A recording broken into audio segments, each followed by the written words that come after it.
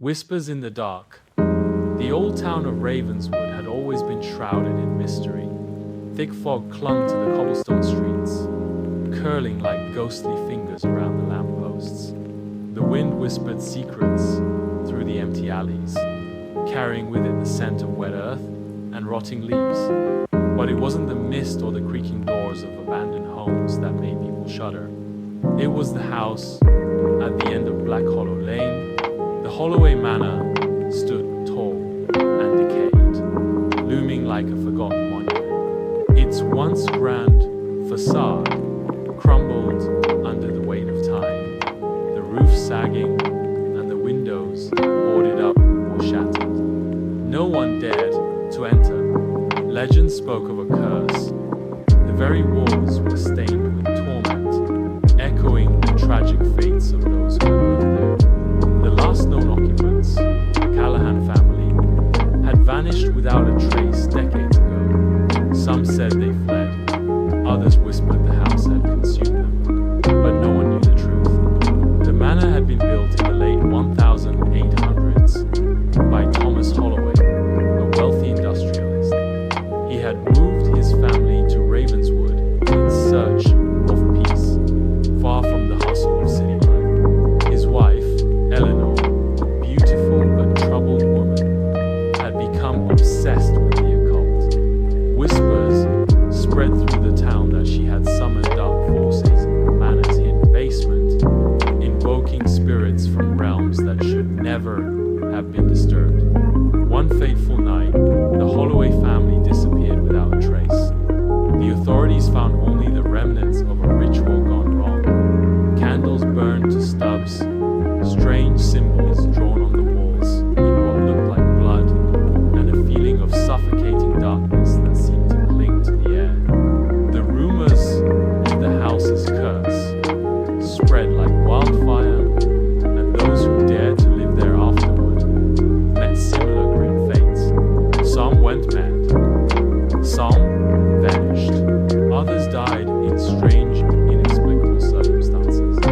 By the 1950s, no one dared live in Holloway Manor. It was abandoned, left to rot, its once beautiful rooms now echoing with the horrors of its past. But something inside never left. For Elise Carter, an investigative journalist, urban legends weren't enough.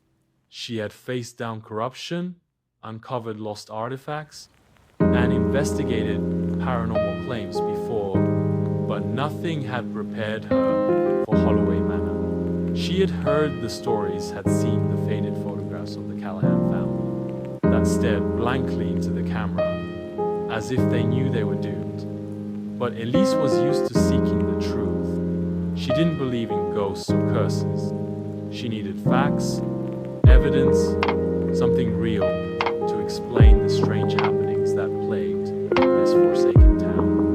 Her latest assignment was to uncover the truth behind the Holloway Manor curse, and she was determined to do so. She arrived at Ravenswood just after sundown. The fog rolled in thicker than ever, curling around her car as she made her way down the winding road toward Black Hollow Lane. She could feel the weight of the place before she even saw it, the heavy air, the foreboding presence pressing in from all sides. Elise parked outside the manor, the tires crunching over the gravel driveway. She turned off the engine and sat still for a moment, staring at the looming structure in front of her. Holloway Manor was a house long forgotten by most, but still, it held a strange pull. Something in the air seemed to buzz with tension, like static before a storm. She grabbed her gear, a flashlight, a recorder, and a notebook, and stepped out into the cold night. The gate creaked as she pushed it open. Rusted and brittle, it groaned under her touch. The yard was overgrown, the path leading up to the manor choked with weeds and vines. Her footsteps were muffled by the thick carpet of fallen leaves. She could hear the wind rustling through the trees, but nothing else. else. Not even the usual sounds of night creatures. Just silence. The porch was worse than she expected. The boards sagged, and the wooden steps were worn down by years of neglect. As she stepped onto the creaky boards, she heard the sound of something shifting behind her. She whirled around, her flashlight slicing through the shadows. Nothing. Her breath caught in her throat. With one last look at the ominous silhouette of Holloway Manor, Elise pushed the door open. It was easier than she expected. The hinges screeched loudly, but the door swung inward with little resistance. Inside, the air was thick with dust and decay. A stale, moldy smell lingered, mixed with something else, something metallic and coppery that made her stomach churn. Her flashlight flicked on, casting a narrow beam of light over the room. She was in the foyer, the floor covered in old sheets and broken furniture. The manor was like a time capsule, frozen in the past, untouched by time but suffocating under the weight of its own history. A grand piano sat in one corner, its keys yellowed with age, the strings inside it still humming in the eerie silence. The walls were adorned with faded portraits of long-forgotten faces. They stared at her with hollow eyes, their expressions forever frozen in time. She began recording. Elise Carter, inside Holloway Manor. It's 11:45 p.m. The air is heavy with decay, and the place feels alive, as if the house itself is watching me. As she spoke, she heard it, a soft, barely audible murmur, like a whisper carried on the wind. Her pulse quickened. She froze, the flashlight shaking in her hand. Hello? Her voice cracked in the silence. No answer. Elise dismissed it as her mind playing tricks. She had heard of haunted houses, of course, but she had always been the skeptic. This was just an old house filled with creaks and groans. Nothing supernatural, but then a sudden creak echoed from above. The stairs? Her heart skipped. She turned on the recorder again. It seems there's something upstairs. I'm heading up now. With each step on the old staircase, the wood groaned under her weight.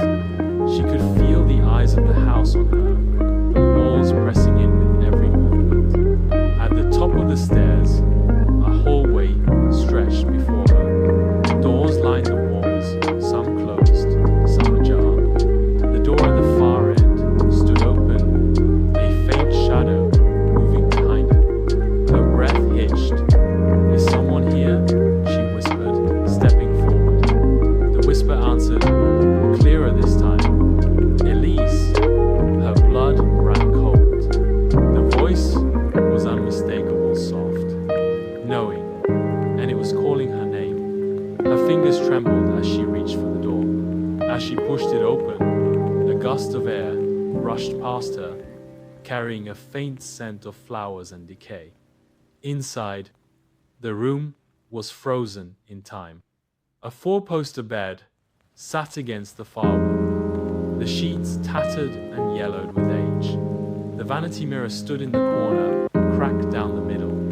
Dust hung thick in the air, the room silent, almost as if it were holding its breath. Her eyes were drawn to the mirror. "Help me" was scrawled across the glass, in something dark, something wet. Elise's stomach churned as she stepped closer. The message was fresh. Before she could react, the door slammed shut behind her with a deafening crash. The whisper came again, louder this time. "Run!" Her heart pounded in her chest. She turned and yanked at the door, but it wouldn't budge. Panic rose in her throat. She pounded on the wood. "Let me out." Her voice shook. The room seemed to breathe, the walls pulsing with each beat of her heart. Shadows twisted unnaturally in the corners. The air grew thick, heavy with dread. Then, from behind her, she heard a guttural growl.